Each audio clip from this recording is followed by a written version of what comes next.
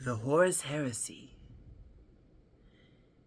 Angel Exterminatus, Flesh and Iron, by Graham McNeil. It is a time of legend. The galaxy is in flames. The Emperor's glorious vision for humanity is in ruins. His favored son, Horus, has turned from his father's light and embraced chaos. His armies, the mighty and redoubtable Space Marines, are locked in a brutal civil war. Once, these ultimate warriors fought side by side as brothers, protecting the galaxy and bringing mankind back into the Emperor's light. Now they are divided. Some remain loyal to the Emperor, whilst others have sided with the War Master. Preeminent amongst them, the leaders of their thousands-strong legions are the Primarchs. Magnificent superhuman beings, they are the crowning achievement of the Emperor's genetic science.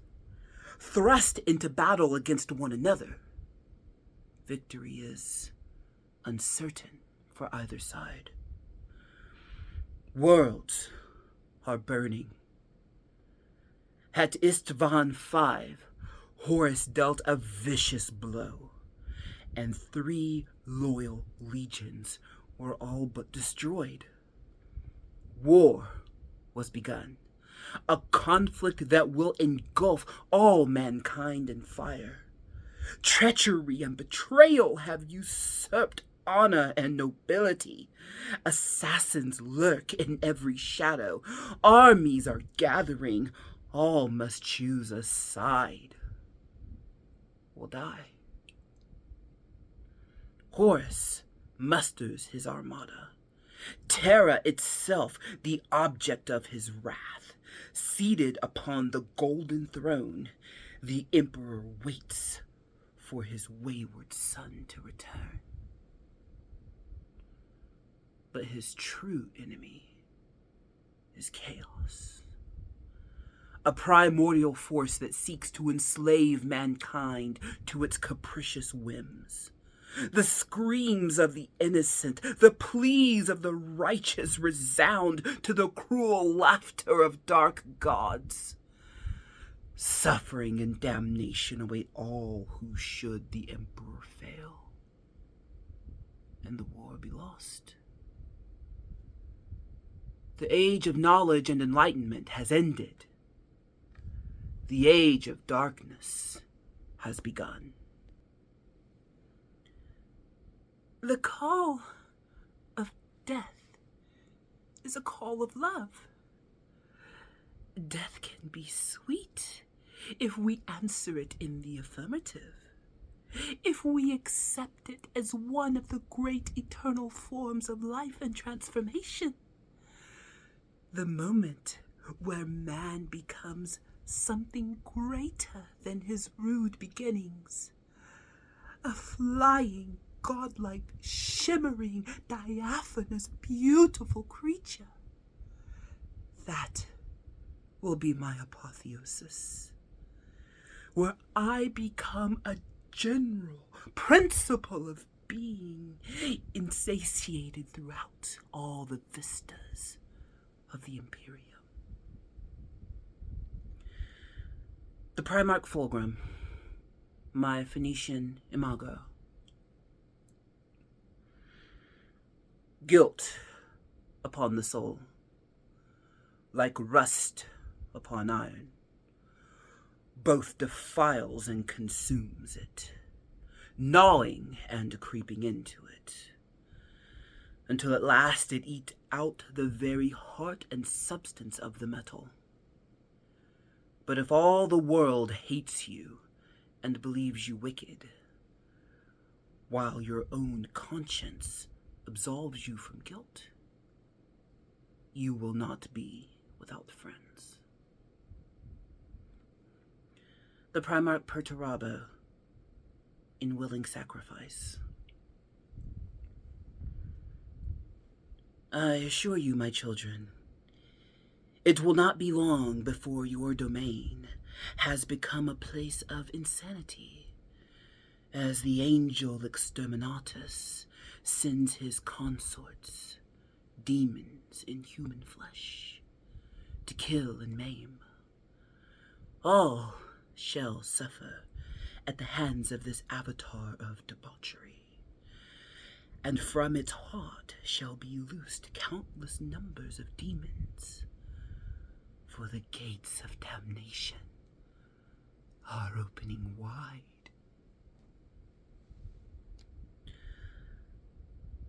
Fragment of Feirenzi manuscript. The division of the prophecies. Hello, friends. It is October. Like my skeleton hoodie.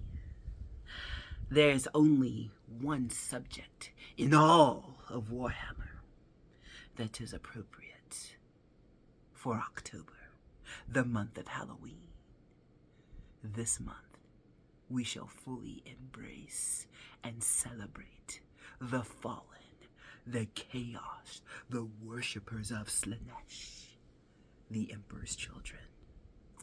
Shall we indulge in following Fulgrim and his denizens as they fall deeper and deeper into chaos during this hallowed month? Hey friends, it's me, the Ebony Otaku, the well-rounded nerd. Can you tell she was a theater kid? Can you tell it all? I adore the Angel Exterminatus. Now, okay, look at me. I loves to read. I loves the books. This book is not for everybody. Okay? Graham McNeil did the thing when he wrote this book. It's very well written. He's next to Dan Abnett, he might be my favorite Black Library author. But I'm gonna warn you. Look at my red glowing eyeballs. I'm gonna let you know that this book goes in some places. Last year, during October, during Halloween month, I read from Fulgrim, which I've got right here next to me, because Fulgrim and all them Emperor's children just be out there doing the most, and they are great for Halloween. Is this not the best thing ever? Anyway, I got some matching leggings to go with it. Yeah, she goes all in on her costuming. But remember the Meraviglia? Yeah, that's a whole thing. I gotta learn how to do those links in the videos. But yeah, on the Pride of the Emperor, where they just had their, what would you even call the Meraviglia? The murder symphony.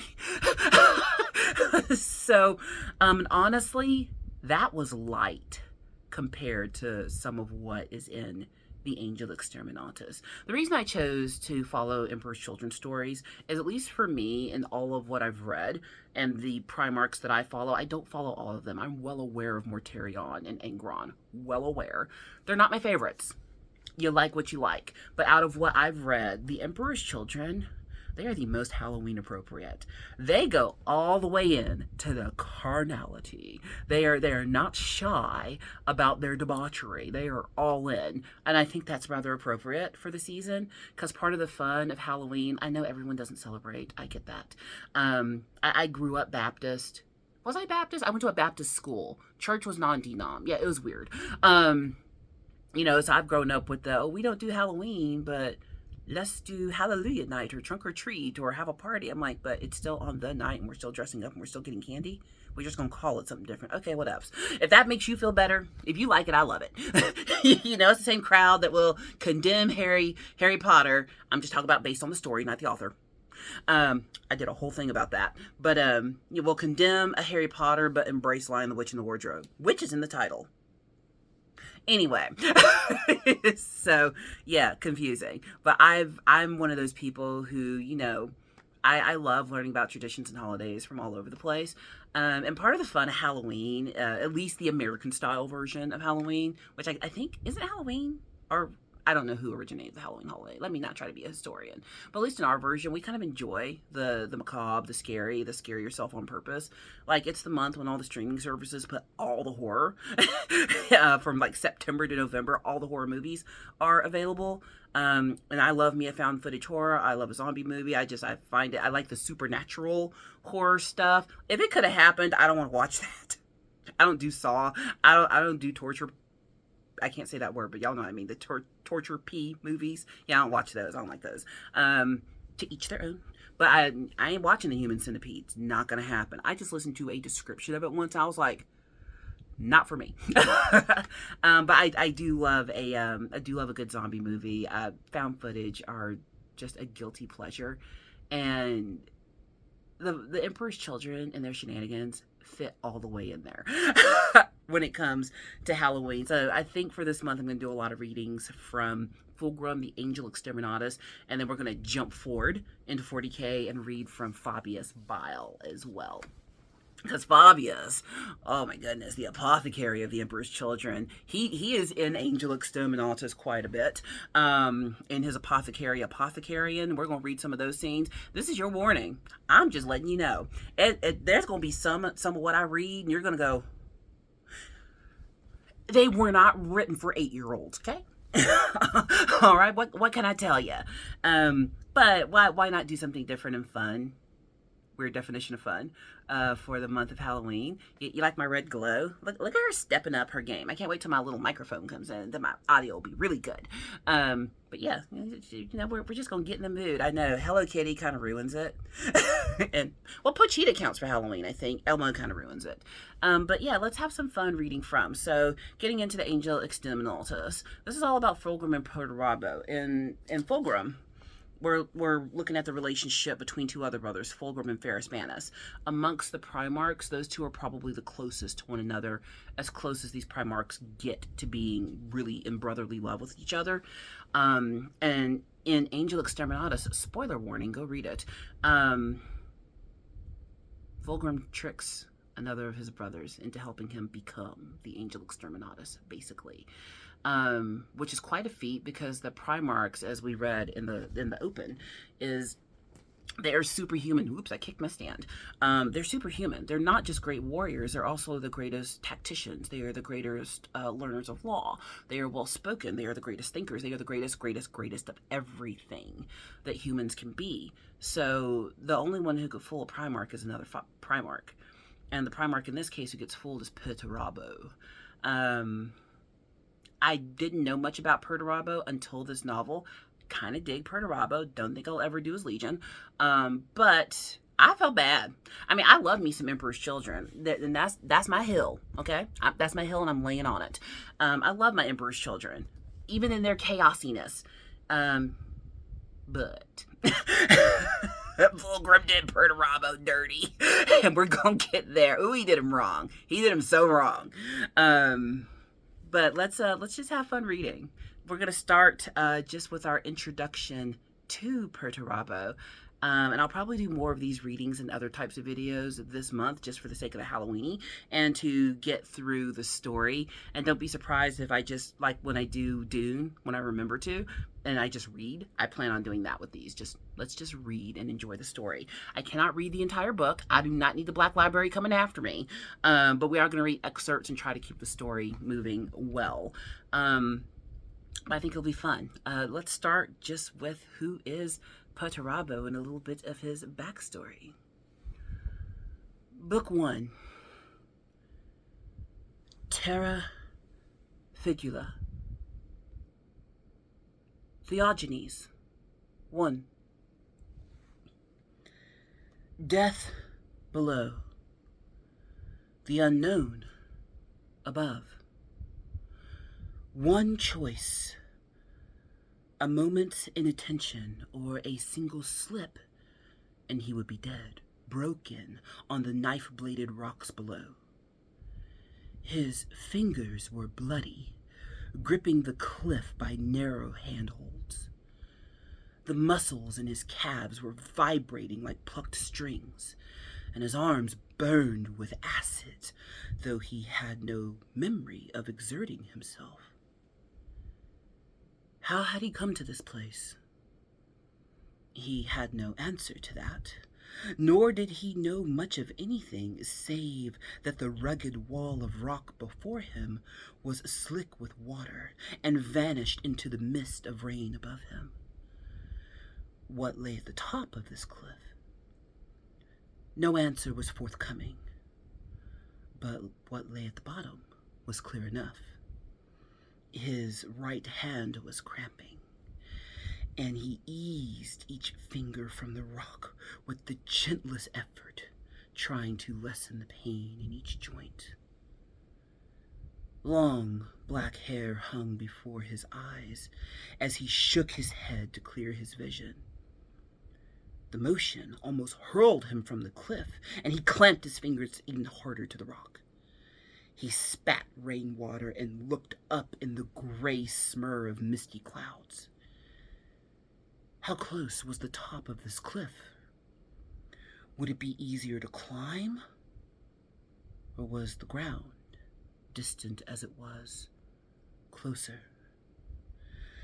There was no way of knowing, but he had to make a decision soon. A bad decision was better than no decision, and he understood that he had only two options: retreat to a known fate, or climb to an uncertain future. Though he had no memory of himself, he knew that going backwards was not in his nature. A decision, once made, had to be seen through to the end, for good or ill. How he knew this about himself, he didn't know. But with the decision made, he knew it was the right one. He lifted his right hand and slid it up the cliff, looking for a higher handhold, and finding one, gripped it tightly. Gently, he eased his left hand up and took hold of a thin slice of protruding rock. With his hand safe, he lifted his foot, the bare sole torn open. By climbing this far, and placed it securely. He pushed down and lifted his body higher, feeling a potent sense of victory, even at this small distance. With agonizing slowness and patience, he climbed upwards again, each movement painful and dangerous, but achieved with a relentless determination that he would not fail. The rain intensified and lashed his body with icy needles, as though spitefully seeking to dislodge him from the rock. Rain, exhaustion, and pain all conspired to weaken his resolve. But the more their combined efforts attempted to prise him loose, the harder he gripped. Hand over hand, one foot after the other, he pushed himself higher and higher.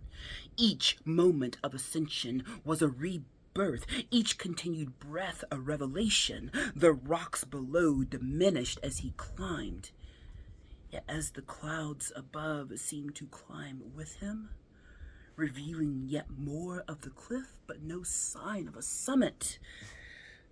For all he knew, there might never be an end to the cliff. He might climb until his strength finally gave out and he fell to his death. The thought did not trouble him overmuch. Better to fail after all effort had been expended than to die never having found the limits of his endurance. That gave him strength. And he climbed onwards, faster now that the mountain had become his enemy, a thing to be overcome. With an enemy to focus his thoughts, his strength grew, and his will to succeed sharpened to a razor's edge. Now, all he could see above or below him was the cliff face, an implacable black wall that wanted him to fail and die. He gritted his teeth and spat at the rock before him in anger.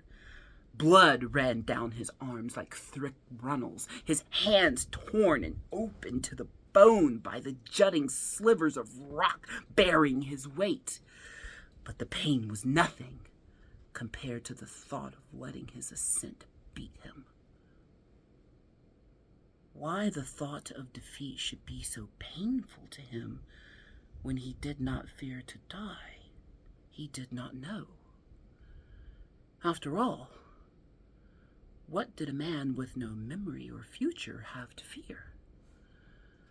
On the heels of that thought came another. Looking at the thinness of his arms and his imagined height, he guessed he was not a man, but a boy. His body was that of a youngster, one with a solid and muscular physique, but a boy nonetheless. Was this climb the result of some boyhood dare or intonation? A test of manhood or some coming-of-age ritual?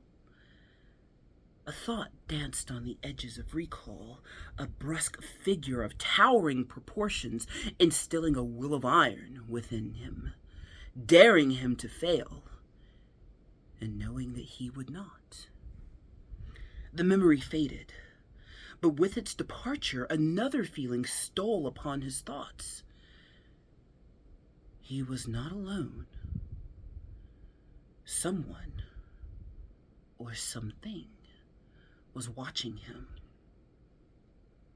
That was surely ridiculous, for who else would be so foolish as to climb a sheer cliff in the rain? Yet the thought persisted. Finding a ledge where he could rest without tearing open the many gashes on his feet, he eased his body around so that his back was to the cliff. The mist had descended, and an impenetrable sheen of moist fog obscured whatever lay before him. But in descending, it had revealed a measure of the sky above. He saw the stars, a veil of beauteous darkness strewn with pinpricks of brightness, sprays of light from unimaginably distant stars. He knew of stars, what they were, and the chemical anatomy of their life cycles. But where had he obtained this knowledge was a mystery as to how he had even come to be on this cliff. They wheeled above him in a sweeping arc, constellations and auroras like sunburst. And at the heart of it all was something else. Something that had always been there, always watching him, and which always would. Dimly, he sensed that this was no benevolent guardianship, but the patience of a hunter stalking its prey. Like an ocean maelstrom lifted from the seas and set amongst the heavens, it spun with sickly colors and diseased froths of matter and light, a region of space that swallowed time and spat out its doomed fragments. It stared down at him like the eye of something monstrous and colossal, a power to the universe, yet which would outlive the stars themselves. It made him sick to his stomach to see it, and he closed his eyes as a lurching sense of vertigo slipped over him. His legs wobbled, and he was suddenly dislocated from control of his body. His back came away from the cliff face, and he felt the vast empty space in front of him, the dizzying sense of standing on a slender ridge of stone thousands of meters above the ground. His hand scrambled back at the rock, but found no purchase, His body leaned out over the abyssal depths as his mind screamed at him to fight this weakness. A scratching finger found a thin crack in the rock, and he jammed his hand into it as his body swung out into empty air. Pain tore at his arm as his entire weight fell from the ledge. He bunched his fist as he felt his grip slipping, skin tearing back from the top of his hand. He gritted his teeth and fought against the flailing panic welling up within him. Anger fueled him to force it down. Someone had abandoned him on this rock face and left him to die. He knew this with a certainty that was unshakable as it was unknown. Why would anyone leave a youth with no memory to die? What purpose would it serve? His anger at this needlessly cruel baptism of fire imposed by an icy calm on him. And he took a deep breath as he blotted out the pain from his injured hand. And then he saw something emerging from the mist above him. A length of rope being lowered down the sheer face of the cliff. "Grab hold, boy," said a voice above him. "Hurry now." The mist parted and he saw the top of the cliff. Perhaps 50 meters above him, its lip fringed with thick gorse and wiry bracken. A group of men in white and gold armor were silhouetted against the night sky. 2 of them held the rope, while another in a red-crested helm shouted to him again. "Come on, boy. We've got better things to do than haul your sorry arse up the cliff." He curled his lip in contempt at the man's dismissal of his chances of making the climb unaided. He reached up and secured a hold with his free hand and let out a pained breath as the tension in his other hand eased. His feet found purchase after a quick scrabble, and he eased his bloodied hand from the crack in the rock. "I'll climb myself," he said. "I don't need anyone's help." The man shrugged and said, "Suit yourself. Climb or fall. It's all the same to me." The rope slithered back up the cliff, with the end of its ordeal in sight. He found fresh reserves of strength to climb. Hand over hand he ascended, his confidence growing with every meter he gained in the war against the cliff. The closer he came to the top, the more numerous the handholds became, as though the cliff had finally accepted it would not claim his life. He pushed up once more and groped for a handhold, but his hand met only air, and he realized he'd reached the top. Armored gauntlets reached out to him, but he shook them off and stood, exhausted at the top of the cliff. His heart battered his ribs, and the blood surged around his body in triumph. Despite the pain, he knew he was grinning from ear to ear. He sucked in a great draught of air and blinked grit from his eyes, and saw the fortress. It dominated the skyline all around, a squatting immensity that looked to have been carved from the very summit of the mountain. Surrounded by high walls of impervious stone and rounded, weapon-studded towers, only the roofs of it grand temples and glittering palaces were visible through the marble embrasures. He had no knowledge of this place, but he knew it was where he was meant to be. He took a step towards its great bronze gates, but white-armored warriors surrounded him, raising weapons with fluted barrels and elaborate firing mechanisms. "Don't take another step," said the man in the crested helmet. drawing a long, slender barrel pistol of chased gold and silver steel from its holster. Cage lightning crackled in its glassy cylinder breech. The boy looked at the pistol and aimed it at his chest. But he was not afraid. "You threw me a rope, and now you're going to kill me," he said. "I don't think so. Who are you, and why do you approach Locos in secret?" "Locos," he said, pointing his finger at the fortress. "Is that Locos?" "It is," said the man, his pistol wavering as their eyes met. "Who is its master?" he asked in the voice of a much older body. "Debacos is its master, the tyrant of Locos," replied the man, as though surprised he had answered at all. "And who are you?" "Miltiades," said the man hesitantly. "Sub Optio in the 97th Grand Company of Logos." "Take me to Demikos, Sub Optimo Miltiades," commanded the boy, and Miltiades nodded.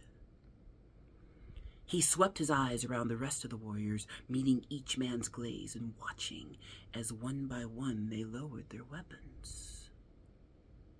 "Yes, of course," said Miltiades, still sounding confused at the words he was saying, but unable to stop himself from speaking. "Follow me." The boy walked with Miltiades over the rough terrain, following the line of rocks until the edges of a road came into sight. As he set foot on the hard-packed earth of the road, he turned back to the cliff edge and looked up into the night sky at the leering, unnatural maelstrom of the dark light. It seemed much closer now, blotting out the sky with its immense presence, as though spreading over the heavens like an infection. "What is that?" he asked Miltiades.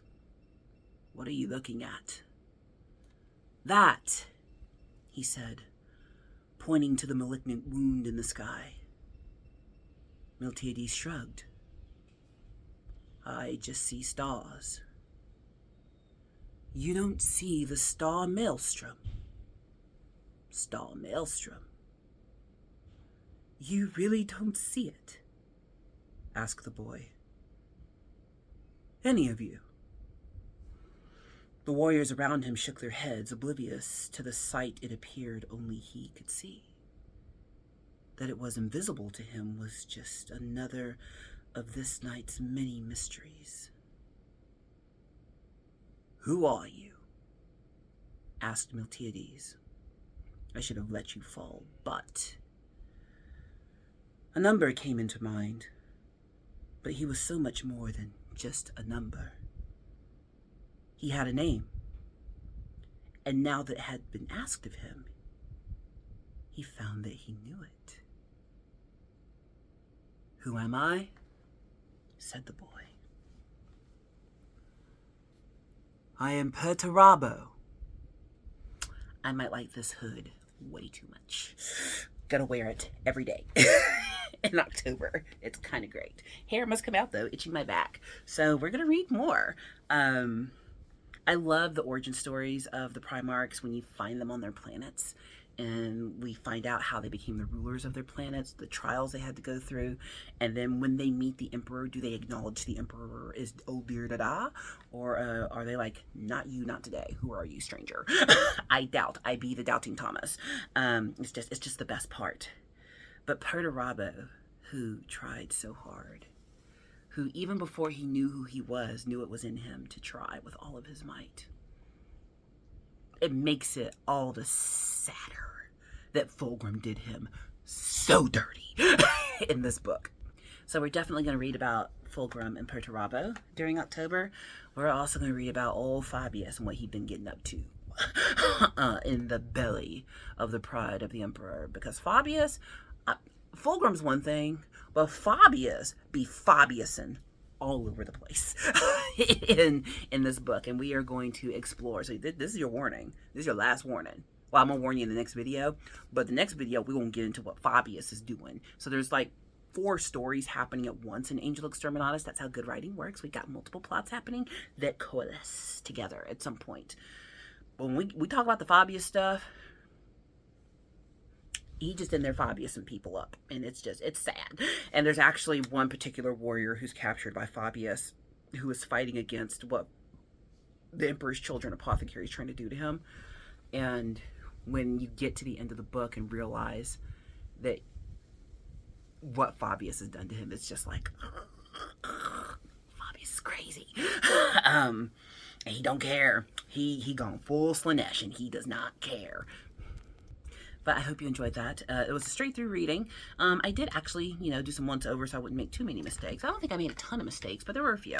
That's fine. I'll do better next time. If you enjoy this, please keep watching. But as usual, please like, comment, and subscribe, and I'll see you in the next one.